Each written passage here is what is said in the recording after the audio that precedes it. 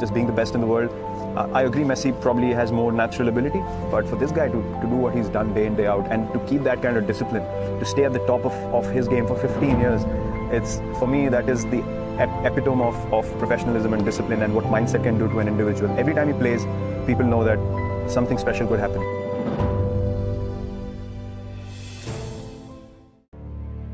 एक लड़का जिसे सिर्फ 14 साल की उम्र में अपने स्कूल से निकाला गया क्योंकि स्कूल के एक टीचर ने जब उस लड़के के परिवार की गरीबी और माता पिता के खराब आर्थिक स्थिति पर मजाक उड़ाया तो गुस्से से उस लड़के ने टीचर पर कुर्सी फेंक दी। वो लड़का आज दुनिया का महानतम फुटबॉलर में से एक है जिन्होंने करोड़ों लोगों को इंस्पायर किया। विराट कोहली और किलियन एम्बापे जैसे शानदार एथलीट भी उनसे प्रेरणा लेते हैं, उन्हें अपना आइडल मानते हैं। आज जिस महान एथलीट को दुनिया जानती है, शायद ही आज उनका कोई वजूद होता अगर उस दिन एक माँ अपनी फैसले में कामयाब हो गई होती।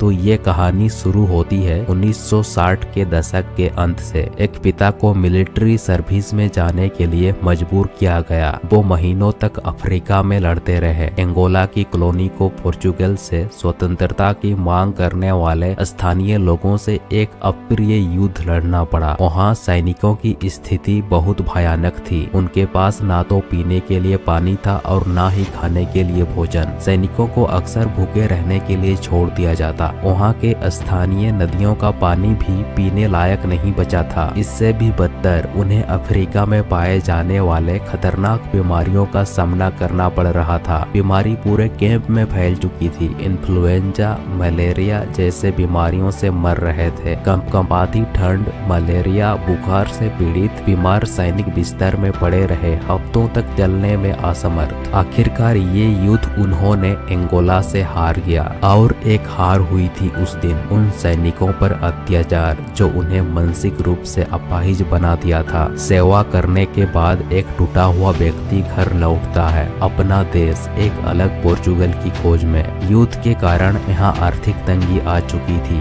दुख में डूबे अब उन्होंने शराब पीना शुरू कर दिया। फिर धीरे धीरे पीने की आदत जल्द ही लत में बदल गई। अगले दशक में उनके पत्नी मारिया के साथ उनके 3 बच्चे हुए। परिवार को गरीबी और खराब आर्थिक संकट का सामना करना पड़ रहा था। उसी बीच चौथी बार मारिया प्रेग्नेंट हुई। कुछ दिनों बाद उन्होंने फैसला किया कि उन्हें और बच्चा नहीं चाहिए क्योंकि पहले ही परिवार में 3 बच्चे और पिता के शराब के लत के कारण परिवार की बुरी हालत थी। माँ ने उनके डॉक्टर से पूछी कि क्या ये संभव है कि हम ओवर्सन यानी गर्भपात कर सकते हैं, तो डॉक्टर ने ऐसा करने को मना कर दिया। माँ चाहती थी कि किसी भी तरह वो गर्भपात कर पाए। माँ बताती हैं कि ये मामला मैंने अपने हाथ में ली। फिर मैंने खुद से कहा कि मैं जितना संभव हो सके उतना साउथ बियर पी कर गर्भपात करने का प्रयास करूंगी और तब तक करती रहूंगी जब तक कि मेरा शरीर थकान को सहन करने में सक्षम होगा। लेकिन वो नाकाम रही और फिर 5 अगस्त 1985 को मडेरा आइलैंड पोर्चुगल में उस बच्चे का जन्म हुआ,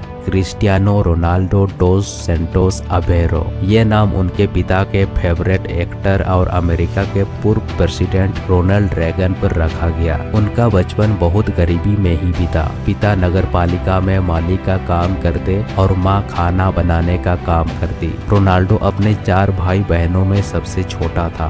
बचपन में रोनाल्डो बाकी बच्चों की तरह ही खेल कूद करता, लेकिन एक गुण था रोनाल्डो में जो उन्हें बाकी बच्चों से अलग बनाता था। वो जब भी सोकर खेलता बहुत पेशेंस से खेलता। बाकी बच्चे जब थक जाते या बोर हो जाते, लेकिन तब भी रोनाल्डो पूरा दिन खेलता रहता। वो जहाँ भी जाता फुटबॉल अपने साथ ले जाता। खेल के लिए वही जोश वक्त के साथ अपना रंग दिखाना शुरू कर दिया। उनका खेल के लिए वही जोश और उत्साह देखकर वहाँ के एक लोकल क्लब ने उन्हें ज्वाइन कर लिया, जहाँ उनके पिता पार्ट टाइम किटमैन का काम किया करते थे। बाद में रोनाल्डो सिटी नेशनल क्लब के लिए खेलने लगे और फिर 12 साल की उम्र में पोर्चुगल के सबसे बड़े फुटबॉल क्लब में से एक स्पोर्टिंग क्लब ने उन्हें 3 दिन के ट्रायल के लिए बुलाया। वहां उनकी शानदार खेल देखकर रोनाल्डो को 1500 पाउंड देकर क्लब ने शामिल कर लिया।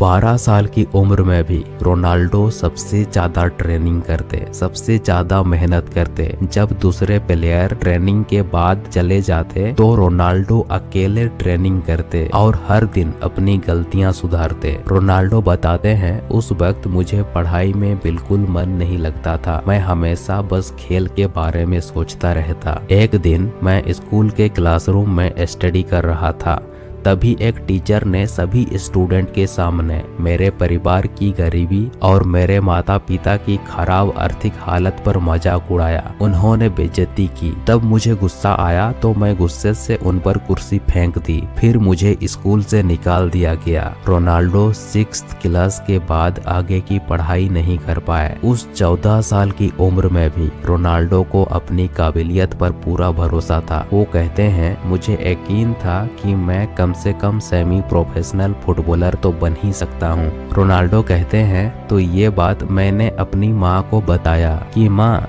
मैं अब पढ़ाई नहीं करना चाहता, मैं अपना पूरा ध्यान खेल पर लगाना चाहता हूँ। उनका खेल के लिए डेडिकेशन को देखते हुए माँ भी उन्हें खेलने की मंजूरी दे दी। फिर रोनाल्डो अपने परिवार से दूर पोर्चुगल की कैपिटल सिटी लिस्बन चले गए स्पोर्टिंग यूथ एकेडमी में शामिल होने के लिए। फिर 1 साल बाद उन्हें पता चला कि उन्हें टैकीकार्डिया है, एक ऐसी स्थिति जो हमारी हार्ट रेट सामान्य से अधिक हो जाती है। मतलब कि आपका दिल कुछ सेकंड से लेकर कुछ घंटों तक सामान्य से अधिक तेज धड़कता है। इस स्थिति में शरीर की कोशिकाओं में ब्लड सप्लाई अच्छी तरह नहीं हो पाता। यदि आपका हार्ट आपके शरीर के सभी कोशिकाओं को रक्त और ऑक्सीजन की आपूर्ति नहीं कर पाई तो आपके बॉडी पार्ट्स की फंक्शनलिटी में दिक्कतें आ सकती है और एक एथलीट के लिए ये एक बहुत गंभीर समस्या है। इसमें बहुत खतरा था, मगर उस समय तक रोनाल्डो के लिए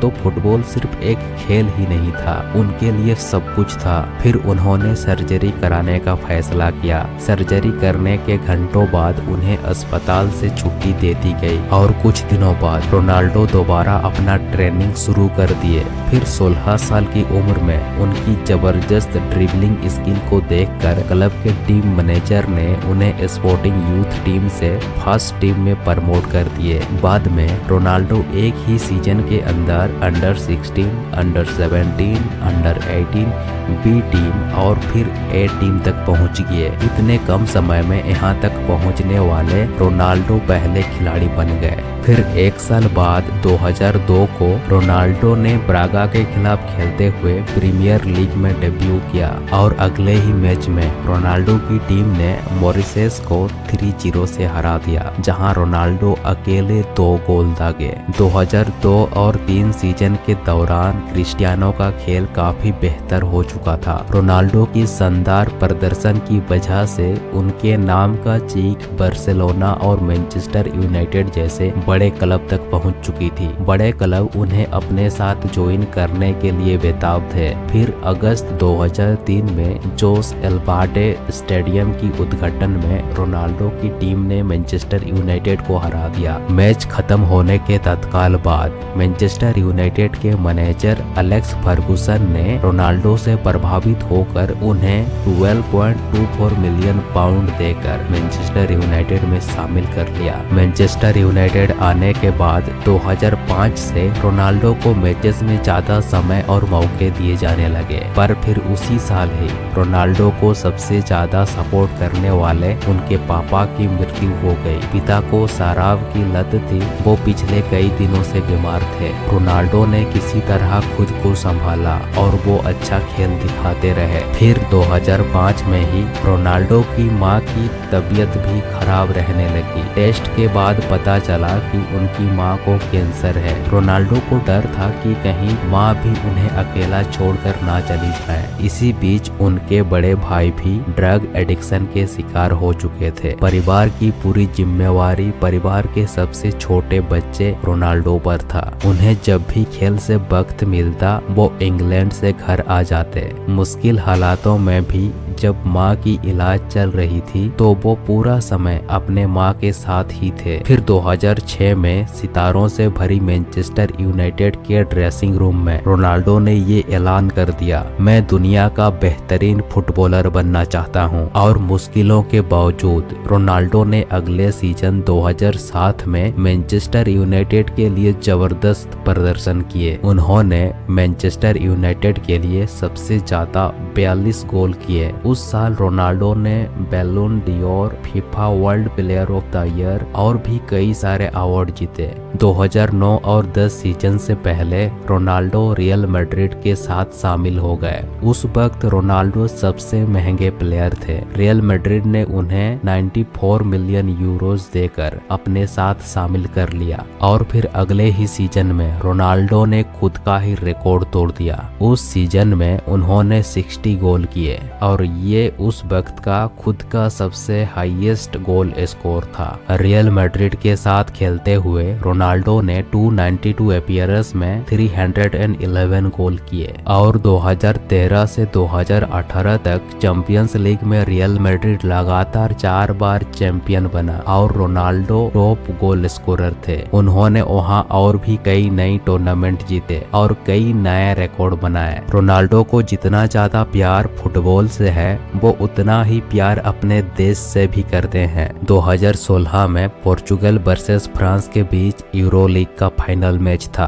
खेल स्टार्ट होने के कुछ मिनट बाद फ्रांस का डिफेंडर जबरन रोनाल्डो से भिड़ा। रोनाल्डो जमीन पर गिर गए, घुटने में चोट आई थी। वो समझ गए कि बहुत गड़बड़ हो चुकी है। रोनाल्डो को मैदान से बाहर ले जाया गया और उनका चोट की जांच की गई। अब तक पूरे टूर्नामेंट में रोनाल्डो ने बेहतरीन खेल दिखाया था और फाइनल में फ्रांस जैसे दिग्गज टीम को हराने का काफी जिम्मेवारी उन पर थी। चोटिल होकर भी रोनाल्डो साहब बोले, मैं खेलूंगा। फिजियो ने टेप और बैंड लगाया। रोनाल्डो दोबारा मैदान पर वापस पहुंचे। थोड़ी देर खेल चला लेकिन फिर रोनाल्डो को दोबारा उसी घुटने में दर्द हुई। रोनाल्डो बाहर आए और इलाज कराकर दोबारा मैदान गए, लेकिन तीसरी बार रोनाल्डो को ले जाने के लिए स्ट्रेचर आया। इस दौरान रोनाल्डो की आंखों में आंसू थे। वे कहते हैं, मुझे लगने लगा था कि देश का यूरोपियन चैंपियन बनने का सपना टूट जाएगा, लेकिन उस वक्त कुछ ऐसा हुआ। रोनाल्डो हाफ टाइम में अपने टीम से मिले और उन्हें यकीन दिलाया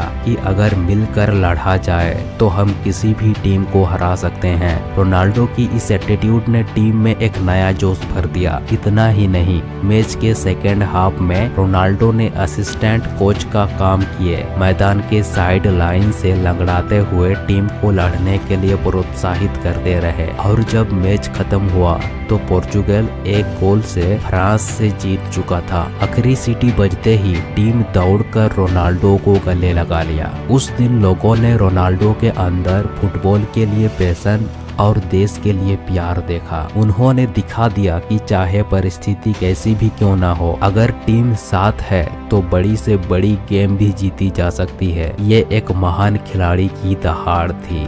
2018 में रोनाल्डो ने इटालियन फुटबॉल क्लब जुवेंटस के साथ शामिल हो गए। अगले 4 सीजन के लिए उन्होंने वहां भी बेहतरीन खेल दिखाया और फिर दोबारा 2021 को रोनाल्डो वापस मैनचेस्टर यूनाइटेड आ गए और इस वक्त वो सऊदी अरब के फुटबॉल क्लब अल नसर फुटबॉल क्लब के साथ खेल रहे हैं। उन्होंने अपने करियर में अब तक 5 बार Ballon d'Or, 4 European golden boot awards, 2 FIFA best player और 4 बार UEFA best player in Europe और 1 बार फीफा वर्ल्ड प्लेयर और भी कई बड़े अवार्ड्स जीते। वो उन चुनिंदा खिलाड़ियों में से एक हैं जो 1100 से भी ज्यादा प्रोफेशनल गेम खेल चुके हैं। उन्होंने अपने देश और क्लब के लिए 800 से भी ज्यादा ऑफिशियल सीनियर गोल किए हैं। इतने टैलेंटेड युवा खिलाड़ियों के बीच वो भी फुटबॉल जैसे गजब की कंपटीशन वाले गेम में लगातार कई वर्षों तक खुद को टॉप पोजीशन पर बनाए रखना ये कोई साधारण बात नहीं है। इसके लिए आपको क्रिस्टियानो रोनाल्डो जैसे ही वर्क एथिक, खेल के लिए पैशन और दृढ़ निश्चय होनी चाहिए। दोस्तों, अगर आपको ये वीडियो पसंद आया तो इस चैनल को जरूर सब्सक्राइब कीजिएगा। मिलते हैं अगले एक बेहतरीन वीडियो में।